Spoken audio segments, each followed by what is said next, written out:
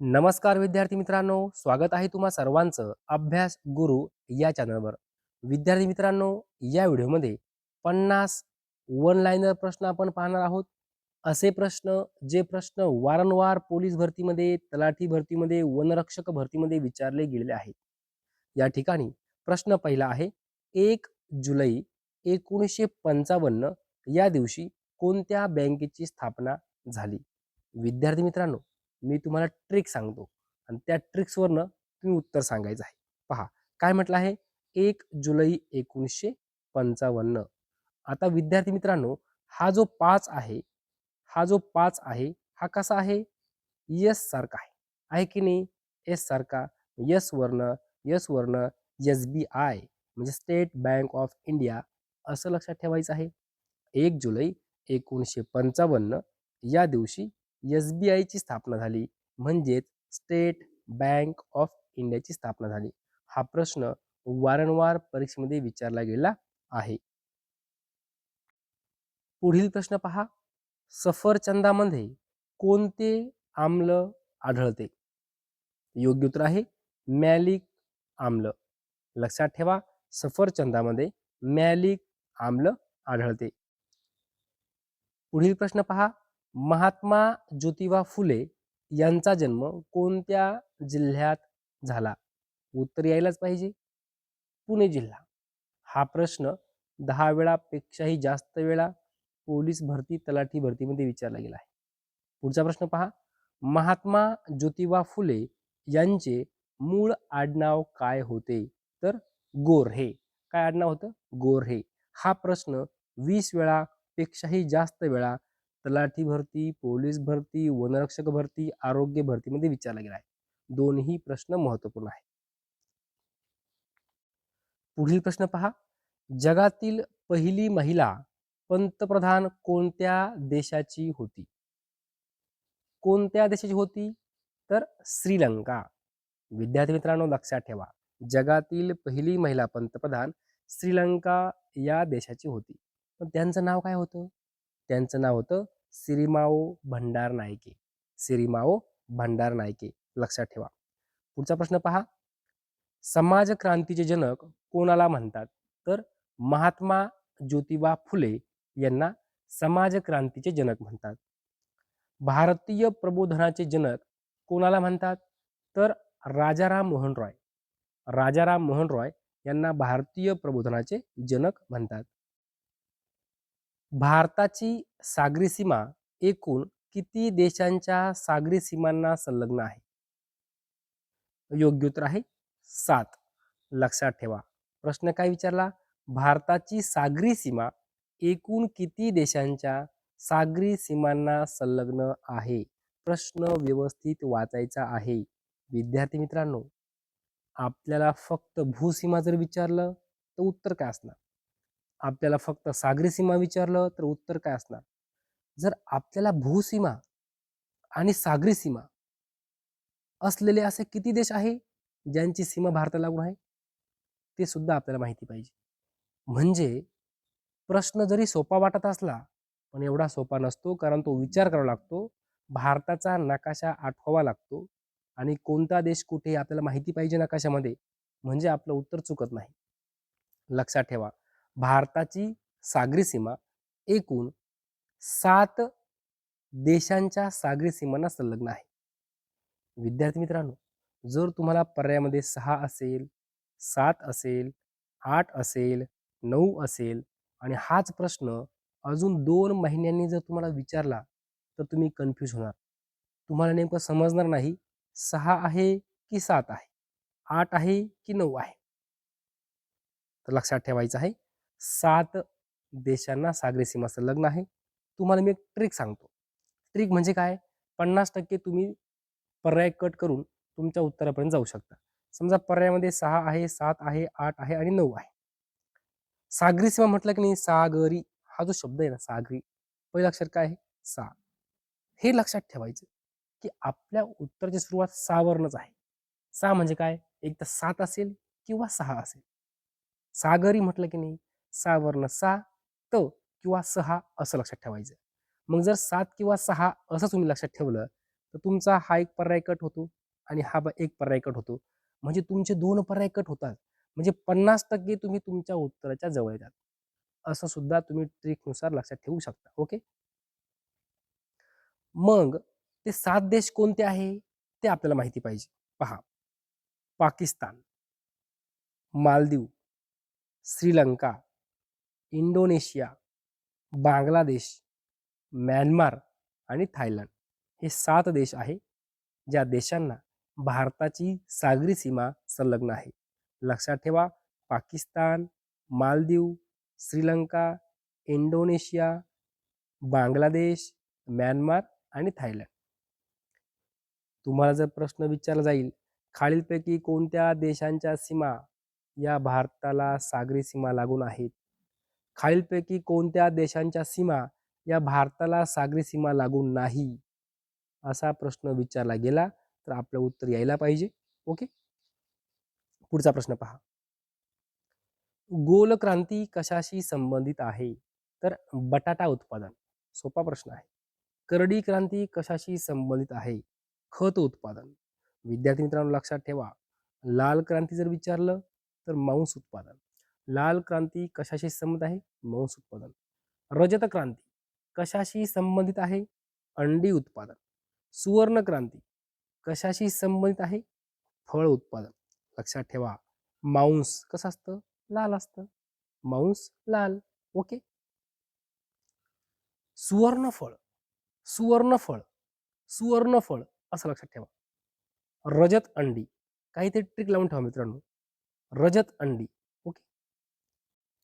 पुढील प्रश्न पहा. इंग्रजी शासनाने 1840 मध्ये जस्टिस ऑफ द पीस म्हणून कोणाची नेमणूक केली होती? हा प्रश्न राज्यसेवा मुख्य 2013 मध्ये विचारला गेला आहे. इंग्रजी शासनाने 1840 मध्ये जस्टिस ऑफ द पीस म्हणून कोणाची नेमणूक केली होती? योग्य उत्तर आहे बाळशास्त्री जांभेकर. बाळशास्त्री जांभेकर. पुढचा प्रश्न पहा. भारताची पहिली जनगणना कोणाच्या काळात झाली? तर लॉर्ड मेयो. विद्यार्थी मित्रांनो, प्रश्न महत्वपूर्ण आहे. 10 वेळापेक्षाही जास्त वेळा हा प्रश्न पोलीस भरती, तलाठी भरती, वनरक्षक भरतीमध्ये विचारला गेला आहे. भारताची पहिली जनगणना लॉर्ड मेयोच्या काळात झाली. पुढचा प्रश्न पहा. पदावर असताना हत्या झालेले एकमेव व्हाईसरॉय कोण होते? तर लॉर्ड मेयो. पदावर असताना हत्या झालेले एकमेव व्हाईसरॉय लॉर्ड मेयो. पुढील प्रश्न पहा. रयत शिक्षण संस्थेची स्थापना कोणी केली? तर कर्मवीर भाऊराव पाटील यांनी रयत शिक्षण संस्थेची स्थापना केली. कर्मवीर भाऊराव पाटलांनी रयत शिक्षण संस्थेची स्थापना कधी केली? तर 1919. 1919 असं लक्षात ठेवायचं. 1919. पुढचा प्रश्न पहा. मुख्यमंत्री आपला राजीनामा कोणाकडे देतात? कोणाकडे? तर राज्यपालांकडे देतात. महाधिवक्ता आपला राजीनामा कोणाकडे देतात? तर राज्यपालांकडे. लक्षात ठेवा, मुख्यमंत्री, महाधिवक्ता दोघेही आपला राजीनामा राज्यपालांकडे देतात. पुढचा प्रश्न. संजय हे कोणाचे टोपणनाव आहे? तर माधव पंढरीनाथ शिखरे. माधव पंढरीनाथ शिखरे यांचं टोपणनाव आहे संजय. भारताचा राष्ट्रीय पक्षी कोणता आहे? मोर आहे. वनवन भटकणे, वनवन भटकणे या वाक्यप्रचाराचा अर्थ काय होतो? तर एखादी गोष्ट मिळवण्यासाठी खूप फिरणे म्हणजे काय? वनवन भटकणे. वाचा बसणे या वाक्यप्रचाराचा अर्थ काय होतो? तर एक शब्द येईल, एक शब्द ही बोलता न येणे. वाचा बसणे म्हणजे काय? एक शब्द बोलता न येणे म्हणजे कसं? एखादा व्यक्ती आहे आणि त्यांनी एखादं चुकीचं काम केलं आणि अचानक आपण त्या व्यक्तीला पकडलं आणि तो घाबरला, त्याची वाचा बसली. मग त्याला आपण विचारलं, "का रे कसं काय झालं असं?" मग त्याला एकही शब्द बोलता येत नाही. आपण त्याला म्हणतो, "तुझी वाचा बसली का? बोल ना." तसं एकही शब्द बोलता न येणे. लक्षात ठेवा, एकही शब्द बोलता न येणे म्हणजे काय? वाचा बसणे. पुढचा प्रश्न पहा. महाराष्ट्र राज्याच्या उत्तर सीमेवर कोणता डोंगर आहे? तर सातपुडा डोंगर आहे. प्रश्न तुमच्या वहीच्या पहिल्या पानावर लिहून ठेवा. प्रश्न महत्त्वपूर्ण आहे. महाराष्ट्र राज्याच्या उत्तर सीमेवर कोणता डोंगर आहे? सातपुडा. क्योटो करार कशाशी संबंधित आहे? पर्यावरण. विद्यार्थी मित्रांनो, हा प्रश्न सुद्धा वहीच्या पहिल्या पानावर लिहून ठेवा. प्रश्न महत्त्वपूर्ण आहे. क्योटो करार पर्यावरण. क्योटो करार पर्यावरण. भारताची सुवर्णकन्या कोणाला म्हटल्या जाते? पी.टी. उषा. सोपा प्रश्न आहे. सावरपाडा एक्सप्रेस म्हणून कोणाला ओळखले जाते? कविता राऊत. महाराष्ट्र राज्याचा राज्य प्राणी कोणता आहे? शेकरू. देशातील पहिले मातीचे धरण कोणते आहे? गंगापूर.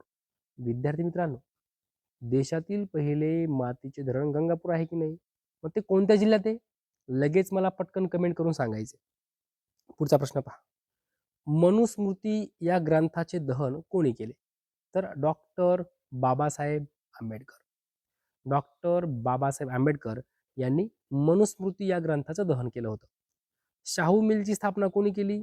तर राजर्षी शाहू महाराज. शाहू मिलची स्थापना राजर्षी शाहू महाराज. जगातील सर्वात मोठी लिखित राज्यघटना कोणत्या देशाची आहे? तर आपल्या देशाची आहे, आपला भारत देश. आम्ल पदार्थाची चव कशी असते? आंबट असते. कशी असते? आंबट. छत्रपती शाहूंच्या मृत्यूनंतर 1922च्या गणेशोत्सवापासून छत्रपती मेळा सुरू केला गेला. हा मेळा कोणी सुरू केला होता? तर केशवराव जेथे. छत्रपती शाहूंच्या मृत्यूनंतर 1922च्या गणेशोत्सवापासून छत्रपती मेळा सुरू केला. कोणी सुरू केला? केशवराव जेथे. माणसाच्या शरीरात रक्ताचे प्रमाण किती टक्के असते? तर 4% असते. विद्यार्थी मित्रांनो, हा प्रश्न 20 वेळापेक्षाही जास्त वेळा पोलीस भरतीमध्ये विचारला गेला आहे. लक्षात ठेवा. माणसाच्या शरीरात रक्ताचे प्रमाण 4% असते. ज्ञानपीठ पुरस्कार मिळवणारी महाराष्ट्रातील प्रथम व्यक्ती कोण आहे? वि. स. खांडेकर. 30 वेळापेक्षाही जास्त वेळा हा प्रश्न विचारला गेला आहे. ज्ञानपीठ पुरस्कार मिळवणारी महाराष्ट्रातील प्रथम व्यक्ती कोण आहे? वि. स. खांडेकर. लगेच मला तुम्ही कमेंट करून सांगायचं आहे, कोणत्या वर्षी भेटला त्यांना ज्ञानपीठ पुरस्कार? वि. स. खांडेकर यांना ज्ञानपीठ पुरस्कार कोणत्या वर्षी भेटला? लगेच मला कमेंट करून सांगायचं. पुढचा प्रश्न पहा. लज्जा हे पुस्तक कोणाचं आहे? तर तस्लिमा नसरीन यांचं पुस्तक आहे लज्जा. तलाठी भरतीमध्ये खूप वेळा हा प्रश्न विचारला गेला आहे. मंजिल से ज्यादा सफर हे पुस्तक कोणाचे आहे? व्ही. पी. सिंग. मंजिल से ज्यादा सफर व्ही. पी. सिंग. आंतरराष्ट्रीय अपंग दिन म्हणून कोणता दिवस साजरा केला जातो? तर 3 डिसेंबर. आंतरराष्ट्रीय अपंग दिन 3 डिसेंबर. दरवर्षी जागतिक लोकसंख्या दिन कधी साजरा केला जातो? तर 11 जुलै. जागतिक लोकसंख्या दिन 11 जुलै. भारतात कोणत्या प्रकारची वनस्पती प्रामुख्याने आढळते? तर पानझडी जंगल. बहुचर्चित सरदार सरोवर प्रकल्प कोणत्या राज्यात आहे? तर गुजरात राज्यात आहे. कोणत्या राज्यात आहे? गुजरात. भारतीय संविधानात राष्ट्रपतींच्या निवडणुकीची पद्धत कोणत्या देशातून स्वीकारण्यात आली? तर आयर्लंड. प्रश्न महत्त्वपूर्ण आहे, लक्षात ठेवा. भारतीय संविधानात राष्ट्रपतींच्या निवडणुकीची पद्धत विचारली. आयर्लंड या देशाकडून स्वीकारण्यात आली. राष्ट्रपतींना पदाची शपथ कोण देतात? तर भारताचे सरन्यायाधीश. भारताचे सरन्यायाधीश. भारतात पहिली ट्रेन कधी धावली? 16 एप्रिल 1853. 16 एप्रिल 1853. विद्यार्थी मित्रांनो, हा प्रश्न 50 वेळापेक्षाही जास्त वेळा विचारला गेला परीक्षेमध्ये. मग ती पोलीस भरती असो, तलाठी भरती असो, आरोग्य भरती असो, तुम्ही कोणत्याही स्पर्धा परीक्षेचा अभ्यास करत असाल त्यामुळे तुम्हाला हा प्रश्न दिसणार म्हणजे दिसणार. 16 एप्रिल 1853. 16 एप्रिल 1853. तोंडी पाठ करून ठेवा. पंतप्रधान होण्यासाठी किमान वय किती पाहिजे? किती पाहिजे? 25 वर्ष पाहिजे. किती पाहिजे? 25 वर्ष. विद्यार्थी मित्रांनो, तुम्हाला जर पर्यायामध्ये 21 वर्ष, 30 वर्ष, 25 वर्ष, 28 वर्ष असं दिलं, आता आपलं उत्तर माहिती पण समजा आपण विसरलो, मग ट्रिक कशी लावायची? तर मी तुम्हाला ट्रिक सांगतो. पंतप्रधान पहिलं अक्षर काय आहे? प. प वर्ण पंत म्हटलं की नाही, पंतप्रधान, तर 25 प वर्ण 25 असं लक्षात ठेवायचं आहे. प वर्ण 25 असं लक्षात ठेवायचं आहे. ओके. किंवा दुसरी एक ट्रिक सांगतो. काय? पंतप्रधान शब्द किती आहे? 5. शब्द किती आहे? सॉरी, अक्षर किती आहे? 5. 5चा वर्ग किती? 25 असं लक्षात ठेवायचं. विद्यार्थी मित्रांनो, तुम्ही कितीही अभ्यास करा, पण प्रत्यक्ष पेपरला बसल्यानंतर पर्याय आपल्या समोर असतात, आपल्याला उत्तर माहिती असतं, तरी सुद्धा आपण चुकतो. त्यामुळं कुठंतरी काहीतरी थोड्याफार ट्रिक्स पाहिजे. ट्रिक्स अशा ठिकाणी पाहिजे, की ज्या ठिकाणी जर तुम्हाला दुसरा एखादे पर्याय दिले, तर ते सुद्धा उत्तर आहे असं तुम्हाला जेव्हा वाटतं, त्यावेळेस काहीतरी ट्रिक्स लावून ठेवायचे. म्हणून पंतप्रधान पहिलं अक्षर काय? पण. सॉरी, पहिला शब्द काय? अक्षर काय? पण. प वर्ण 25 किंवा पंतप्रधान शब्द किती आहे? 5. 5चा वर्ग 25 असं 25 लक्षात ठेवायचं आहे. ओके. पुढचा प्रश्न पहा. युरेनस ग्रहाचा शोध कोणी लावला? तर विल्यम हर्शेल यांनी लावला. सौंदर्याचा देव कोणत्या ग्रहाला म्हणतात? शुक्र या ग्रहाला सौंदर्याचा देव म्हणतात. पानिपतची पहिली लढाई कधी झाली? 21 एप्रिल 1526. 21 एप्रिल 1526 पानिपतची पहिली लढाई. भारताचे राष्ट्रगीत वंदे मातरम पहिल्यांदा कधी गायले गेले? तर 1896. साल लक्षात ठेवा. राष्ट्रीय गीत कोणतं आहे? वंदे मातरम आहे. कोणी लिहिलं? बंकिमचंद्र चॅटर्जी. कधी गायलं गेलं पहिल्यांदा? 1896. विद्यार्थी मित्रांनो, अशा प्रकारे या व्हिडिओमध्ये जवळजवळ 50 वन लाईनर प्रश्न आपण पाहिलेले आहेत. सर्व प्रश्न कोणत्या ना कोणत्या परीक्षेमध्ये विचारले गेले आहेत. मग पोलीस भरती असो, तलाठी भरती असो, वनरक्षक भरती असो, आरोग्य भरती असो, तुम्ही कोणत्याही स्पर्धा परीक्षेत तयारी करत असाल, तर तुम्हाला हे प्रश्न तुमच्या परीक्षेमध्ये दिसणार. सर्व प्रश्न एकदा नाही, दोनदा नाही, तीनदा नाही, 10 वेळापेक्षाही जास्त वेळा परीक्षेमध्ये विचारले गेले आहेत.